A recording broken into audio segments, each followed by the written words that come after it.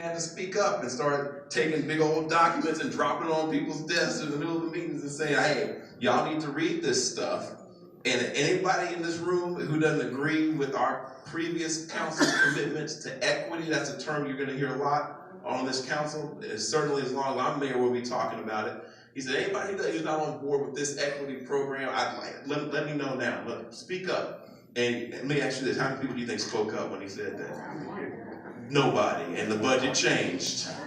And I think we're on the right path now. I think we're getting to a place where I think everybody's going to be able to support that budget. So again, I want to thank you for your advocacy on that. But the budget is about a $3.8 billion budget. And again, it's balanced like it has to be by law. But one of the main commitments we made in that budget was to really shore up our commitments to public safety, to make sure our police officers and our firefighters, their salaries are such that we don't lose so many of them every year, run into better jobs in the suburbs where they make more money, and frankly, just to be blunt about it, it's safer. I mean, I don't know if y'all remember this when that officer got shot and killed in Richardson. I think it was last year or 2 years ago. That was the first officer they ever lost in the line of duty in the history of the existence of the city of Richardson. So the surrounding suburbs have that going for them. They can say, hey, you come here, make more money, probably not going to get killed in the line of duty or get shot at. That's an appealing thing for somebody who's been on a police force for 5 or 7 years, right when they really know how to do good police work. We lose them to Richardson and Garland and Mesquite. This budget is about trying to increase those pay levels and make them competitive so that people don't leave right when they become pretty good police officers, when we really need them to be out there helping make our city safe. So that's about 62% of our budget right there, which leaves only 38% for literally everything else. And one of those main everything else's, that's something that Councilman Thomas has been working on before I even got here, and he's going to continue to work on it, and I'm committed to working on it, is education and workforce. Now, some of you will probably think, whoa, education, that's the school district. That's DISD, slow your roll, what you talking about? We want the city doing city stuff. Well, let me try to explain this. We don't want to take over the schools. We don't want to take over anybody's school district. But we understand, don't we, Mr. Thomas, that workforce development is really just education that's aligned with what jobs are out there in the economy and what companies want. It's another form of education.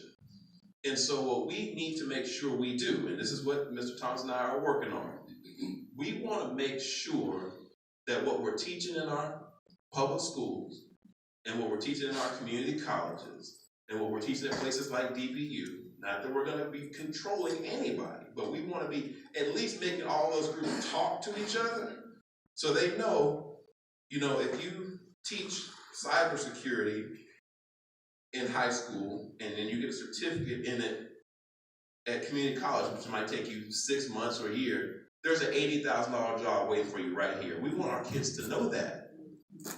We can't have them all majoring in, like I did, in history and art and stuff, and then not having a job when they graduate. I mean, it's kind of time out for just, frankly, letting kids go without any type of guidance and any type of instruction from people who should know, the people who are in the higher education field and people who are closer to the businesses, to tell them these are the jobs that are growing and these are the jobs that are going away. Here are the jobs that are growing. Registered nurse. You become a registered nurse, you will work as long as you want to work at a very good salary, one that's sufficient to be able to take care of a family.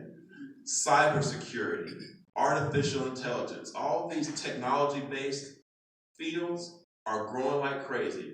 Jobs in the tens of thousands that exist right now that are going unfilled, literally unfilled, and don't require a college degree. But it requires that you not gone to community college and gotten a certificate, or that you get some sort of more specialized training, and that's our job to make sure that aligns better. So we are putting real effort and resources into getting that, what we call alignment. We want to align what we're teaching our kids with what the jobs are, so that, and here's the big punchline. Why do we care about that? Why, again, are we sticking our nose in this space? Because the real key to developing Southern Dallas, and what I've been saying, what Mr. Thomas understands too, is developing real estate in Southern Dallas will only take you so far if you don't develop the people. You can't just put a Starbucks in the middle of a neighborhood where people aren't even employed and think that $8 cups of coffee are going to sell themselves. It doesn't work like that. It doesn't work like that. It's putting the cart before the horse. It's making a few developers some money. It's making some people feel like they're doing something because dirt's flying and stuff's happening. And we don't want to say that we're against development, right? We're not against development, but we want to be smart about it. We want to make sure that people have the jobs that they need to be able to keep a mall going, like a Redbird. What we're doing at Redbird, that's great. Who's buying the stuff? Our people need to have money to be able to spend. You know, people, we want a restaurant. We want movies. I remember when I was growing up, we had an AMC and a General Cinema. You know, 2 different ones right there. We had 3 movie theaters right there. Like a 1 through, we had a UA, and you had a 1 through 5 and a 6 through 12 General Cinema. To sustain that type of thing, you need money in your pocket to spend. You know, Olive Gardens and stuff, they're counting on people coming in on Friday, taking a whole family to dinner. You need a job. That's what we're trying to deliver, right, Mr. Thomas? So that's what we're working on. So that's why we care about workforce. The other thing I will leave you with, we talked about budget, we talked about workforce. Public safety is on everybody's mind. That little girl that got killed, that 9-year-old girl got killed over there at Rosa Homes, that broke my heart. All these murders break my heart. When I think about a little girl getting shot in her apartment while she's playing in the living room, it tore me up. And I went to that funeral and took everything I had to keep it together. But I told that family, I said, this little girl's death is not going to be in vain. I said, we're going to do something about this violence. And what I propose that we do is we got to let the police department do what the police department can do, which is be police officers. They arrest people. Okay, they deal with the problem once there's already a problem. We got to be real about that. They're not trained to be social workers. They're not trained to be teachers. They're not trained to be substitute parents for people who aren't doing their parenting job. They are there to arrest you and take you to jail. The district attorney, you know what he's there to do? Despite all the things he says, which are great, his job and what he gets reelected to is to prosecute you and put you in jail. It's our job as a community to keep it from getting to that point, to cut off that whole process before they're even getting arrested or prosecuted. And that's what this task force is about. People are saying, why aren't any law enforcement on your task force? I said, because law enforcement got their hands full right now trying to fight these gangs and trying to deal with this violent crime uptick. What we need to have our hands full with is figuring out how do we keep our recreation centers open longer? How do we grow a mayor's summer job program that right now employs 300 people and make it like Houston's where they employ 10,000 kids? The little girl who got shot by a 19-year-old boy, shooting at another 19-year-old or 18-year-old boy. My question is, why weren't they at a summer job in my summer jobs program? You know, they should have been doing something positive, but if they don't have anything positive to do, you open yourselves up to this type of thing. So we need to expand our opportunities for our children. We need to make sure that we're giving them things to do, but that's not a law enforcement solution. That's a community-driven solution. That's something that you need to talk to Casey Thomas and me about, and we need to take that back to the council. So that's what we're trying to do there. So with that, I've been told I got to get all the way over to North Dallas in a few minutes. So I'm going to stop and take, I'm going to say 3 questions max, and I got to run. So I'm so sorry. I literally got to get all the way over to North Dallas. First 3 hands I see, I'm going to call on them. Yes, ma'am. You talked about workforce and education. What is your thought on homelessness? What is the goal to assist with that? Well, yeah, you're exactly right. The first thing we had to do was stop the cuts that were being proposed to the homelessness budget, which I think we've got that under control now. But the main thing about homelessness is recognizing that people are homeless for different reasons. There's no one-size-fits-all solution to homelessness, which is why it's a complicated and expensive problem to address. Because some people are unemployed because they're between a job, but other people are unemployed because they're fleeing a domestic violence situation. Now, some people are not employed, but some people are homeless because they're fleeing a domestic violence situation. Some are dealing with drugs, some are dealing with mental illness, and all of those problems are different. For some people, getting a job is going to be the solution. For some people, literally working out what is broken in that family dynamic, a faith component to this, figuring out why can't you go home to your parents or to your siblings, whatever, you find out there's some family dynamics that are going on there that need to be addressed. And then in some cases it's a mental illness or a drug thing. So, and that's a very different type of treatment right there. So again, Mr. Thomas is on a local government corporation that's dedicated to this very topic. He's working on the issue, and that's one of the ways we're trying to attack it, is a kind of a multi-jurisdictional approach. We're working with the county and various stakeholders to try to make a real dent in homelessness. And I'm confident that we will, but I think what Jesus said, the poor will be with us always, like that we've always had poor people, we're always going to have poor people, but how we treat folks is important. And we got to do our best to try to eradicate it, but it's going to always be a challenge. We got to be honest about that. Two more. Yes, ma'am. Hi, I'm sorry to point. no, it's fine. My name is Shane Woods. I'm the director of STEM. You're exactly right. There's a lot of stuff out there. I don't have my arms around all of it. People are calling it different things. They're doing stuff that other people don't know about, and they're all trying to do the right thing.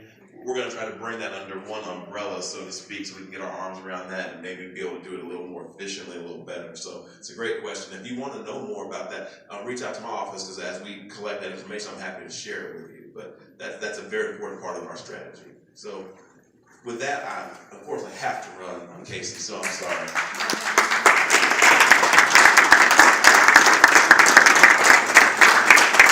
You have questions that will not even be answered, I'm going to give you my email address. Because at the end of the day, it's either about being recognized and noticed, or it's about truly getting your question answered. For the mayor, but you didn't get an answer. My email address is my name, Casey, Casey, .Thomas, THOMAS, at DallasCityHall.com. I'll give it to you again. Casey.Thomas at DallasCityHall.com.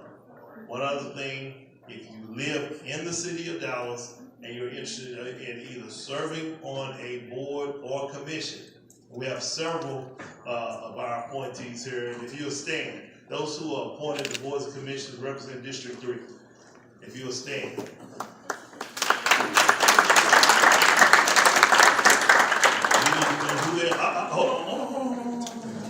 Hold on. And I'm going to give each one of them an opportunity to introduce themselves, so you know, especially if you live in District 3, but if you're in the city of Dallas, who's representing you and advocate on your behalf. Hello, I am Letitia Owens. I am the Commissioner Homeless appointee for District 3. I am very passionate about the homeless, so any and everywhere that I go that I see a council person or an elect, I am very curious about their hearts for the homeless. So whenever you see me, just call me the homeless lady. Thank you for your service. My name is Jay Swarrow, not the Carrie here, and I'm the District 3 appointee to the formerly named Citizens Police Review Board, now it's the community. I do have a passion for community relations with police, and especially with what's going on in South Dallas. Now that's something that really concerns me greatly. Thank you. And Jay represents us on that oversight board, and I told the mayor here, and I said in front of you, I'm supporting him for being appointed by the mayor's chair of the police oversight board. I think he'll do an excellent job. Thank you. And Dr. Hill. I'm Andrea Hilburn, and I am one of the appointees for District 3 on the Municipal Library Board. So if you have any concerns about the libraries, the hours, the collection of books, or even just getting your kids in there to be a part of it, please do so. We're trying to make the library user-friendly, and we want everyone to go and use the library. It's free. You don't have to be overbooked. It's wash clean. You got the book, turn it in, you pay no fees. That's gone. So you have no reason not to use the library. Please do so. Excellent. Thank you for your service. Thank you for advocacy. And she said that we no longer have fines. You no longer have fines. We're going to alleviate poverty. We've got to make sure that we do our part in that regard. I see my good friend, Mr. Ken Carter, is here. He's celebrating his birthday, so I want to say happy birthday. We got a minute, so thank you. Thank you for what you do. And he's been an advisor to me for a number of years. And when it comes to marketing and crisis control, he was doing a job long before we even heard of Olivia Pope. He's phenomenal in that area what he does. So you're in trouble, see King. So we have plenty. I thank DBU for providing cookies and the punch. We have the room until 8 o'clock. So if you want to take the time and interact, I want to thank Claude for representing me.